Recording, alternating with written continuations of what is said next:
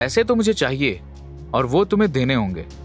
गौतम से मार खाने के बाद अब रॉनी नहीं चाहता था कि वो उससे और कोई बहस करे, इसलिए उसने सोचा कि उसकी जेब में जितने पैसे हैं वो सारे गौतम को दे दे। अपनी जेब टटोलते हुए उसने गौतम से कहा, मैं अपनी जेब में देख रहा हूं कितने पैसे हैं, मेरे पास जितने होंगे मैं इन जूतों के लिए देने के लिए तैयार हूं। कुछ देर बाद सारे पैसे जमा करने के बाद जब रॉनी ने गिने तो उसने गौतम के हाथों में वो पैसे थमाते हुए बोला, ये लो, अभी मेरे पास सिर्फ 50,000 निकले हैं, ये तुम अपने पास रख लो। लेकिन गौतम ने वो पैसे रॉनी के मुंह पर खींच के मारे। रॉनी के कंधे पर हाथ रखा और मुस्कुराते हुए बोला, दुनियादारी मैं तुमसे ज्यादा ही समझता हूँ और अभी तुम्हारे लिए बेहतर होगा कि दुनियादारी फिलहाल अपनी जेब में रखो और 1 करोड़ रुपए निकालो, क्योंकि वो दिए बगैर तो ना मैं तुम्हें और ना ही तुम्हारे इन चंगू मंगू को यहाँ से जाने दूंगा। रॉनी को गौतम का उसके कंधे पर यूं हाथ रखना अखर रहा था, इसलिए उसने गौतम का हाथ अपने कंधे से झटक कर उसे उंगली दिखाते हुए बोला, देखो, अपनी हद में रहो और थोड़ा पीछे होकर बात करो। 1 करोड़ तो मैं तुम्हें देने से रहा, और रही बात दुनियादारी के लेक्चर की, तो तुम्हें सिखाना जरूरी है, क्योंकि जिस तरीके से तुम मुझसे बात कर रहे हो उसे देखकर तो लगता है कि तुम अपनी मौत को दावत देना चाह रहे हो। रॉनी की ये खतरनाक धमकियां सुनकर अवनी गौतम के पीछे जाकर खड़ी हो गई और उसके कान में धीरे से फुसफुसाई, गौतम, जाने भी दो ना, इतनी रकम क्या मांगनी। अगर ये लोग ऐसे ही आसानी से जा रहे हैं तो इन्हें निकलने दो ना, मैं नहीं चाहती कि और कोई नया बखेड़ा खड़ा हो। रॉनी ने गौतम के पीछे से अवनी को झांकते हुए बोला, खूबसूरत होने के साथ साथ तुम बड़ी अक्लमंद भी हो। गौतम को रॉनी का ये रवैया पसंद नहीं आया, इसलिए उसने अपने हाथ से रॉनी को पीछे किया और कहा, अपनी हद में रहना। अगर अवनी की ओर एक भी कदम बढ़ाने की कोशिश की ना तो इस दादा भाई गैंग को टुकड़ों में बांट दूंगा। रॉनी ने अपना सिग्नेचर स्टाइल दिखाते हुए फिर से अपने टकले सर पर तबला बजाया और अपने सोने के दांत पर उंगली मारकर हंसते हुए बोला, मुझे लग रहा है तुम्हें इज्जत रास नहीं आ रही बच्चू। जितना पैसा मैंने कहा है उतना चुपचाप ले लो, नहीं तो। इससे पहले कि रॉनी अपनी बात पूरी कर पाता, गौतम ने कहा, नहीं तो रॉनी तुम्हारे लिए अच्छा नहीं होगा। चलो ठीक है, तुम अब ऐसे नहीं मान रहे हो तो तुम्हें ऑप्शंस देता हूँ, इनमें से कोई तो चूज कर ही लोगे। ऑप्शंस की बात सुनकर रॉनी का मूड सीरियस हो गया और उसने अपनी दाढ़ी पर हाथ फेरते हुए बोला, ऑप्शंस? कैसे ऑप्शंस?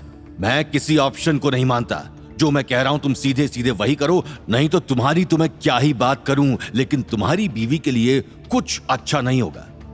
गौतम ने रॉनी के मुंह के आगे चुटकी बजाते हुए बोला, मेरी आंखों में आंखें डालकर बात करो, अवनी की ओर देखने की जरूरत नहीं है। अब ऑप्शन सुनो। पहला तो ये कि या तो तुम चुपचाप मुझे इन जूतों के लिए 1 करोड़ रुपए देने के लिए मान जाओ, और वो भी अभी के अभी, नहीं तो अवनी के यही गंदे जूते तुम्हें चाटने होंगे। बताओ, इनमें से क्या चूज करना चाहोगे? रॉनी अपने साथियों की तरफ मुड़ा और जोर से हंसते हुए बोला,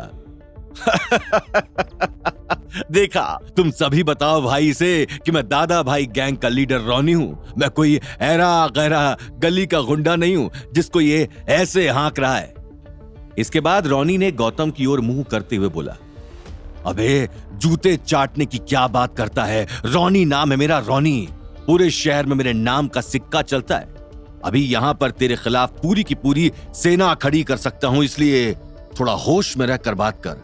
तेरे से अब तक मैं शांति से इसलिए पेश आ रहा था क्योंकि मैं बेवजह की बहस या झगड़ा नहीं चाहता था, लेकिन अब तू मुझे उकसा रहा है, और अगर मेरा दिमाग एक बार सनक गया ना तो तुझे ऐसी दुनिया में भेजूंगा जहां तुझे कोई ढूंढ नहीं पाएगा। गौतम ने बड़े ही शांत अंदाज में बोला, अच्छा ये बात, तो ठीक है, फिर एक काम करते हैं, आओ तुम आजमा कर देख लो कौन दूसरी दुनिया में पहुंचता है, और अगर मैंने तुम्हारी हालत ढीली ना करी ना तो मेरा नाम भी गौतम नहीं। गौतम की इस चुनौती से न केवल रॉनी और उसके साथी बल्कि अवनी, सौरभ, नील, सुलेखा और रिया हर कोई चौंक गया था।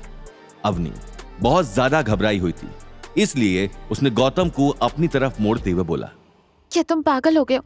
तुम इतने खतरनाक गुंडों से पंगा लेने चले हो? क्या तुम अपने आप को सुपरमैन समझते हो? ये बच्चों का खेल नहीं है गौतम। इन लोगों को तो खून खराबे की आदत होती है, लेकिन हम ठहरे शरीफ लोग, हम इन सब चीजों में नहीं पड़ सकते। 2-4 गुंडों को तुमने मार क्या गिराया, पता नहीं तुम अपने आप को क्या समझने लगे हो।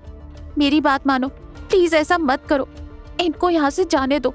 हम रिया और सुलेखा चाची को छुड़वाने का कोई और तरीका ढूंढ लेते हैं, लेकिन प्लीज इन सब चीजों में मत पड़ो। गौतम अवनी का हौसला बढ़ाते हुए बोला। Avni don't worry, trust me, मैं सब ठीक कर दूंगा। गौतम और अवनी की बातें रोनी को इरिटेट कर रही थी और उसने गौतम को उकसाने के लिए बोला, क्या हो गया मजनू, तेरी लैला क्या डर गई है?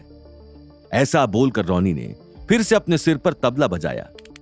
गौतम की बातें अवनी के दिल को छू चुकी थीं, इसलिए अब वो खुद रोनी के सामने डटकर खड़ी हुई और बोली, लैला डरी नहीं है, लैला अपने मजनू के साथ है और गौतम जो भी करेगा वो सही करेगा और तुझे मजा चखा कर ही रहेगा। जाओ गौतम, मुझे विश्वास है जीत तुम्हारी ही होगी। आगे की कहानी जानने के लिए देखिए अगला एपिसोड सिर्फ पॉकेट एफएम के यूट्यूब चैनल पर और रॉयल वारिस के सारे एपिसोड्स को सुनने के लिए डिस्क्रिप्शन में दी लिंक से डाउनलोड करें पॉकेट एफएम ऐप।